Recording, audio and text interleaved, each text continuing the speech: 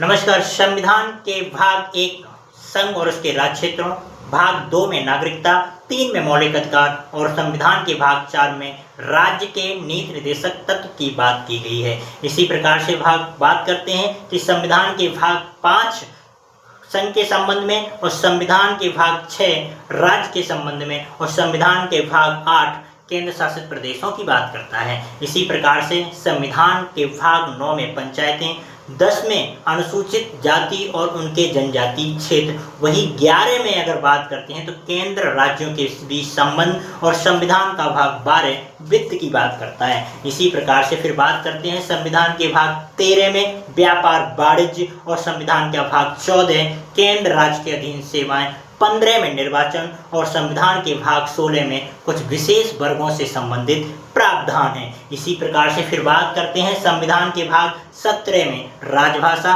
संविधान के भाग 18 में आपातकालीन उपबंध और संविधान के भाग 19 में प्रकीर्ण और संविधान के भाग 20 में संविधान संशोधनों पर बात की गई है।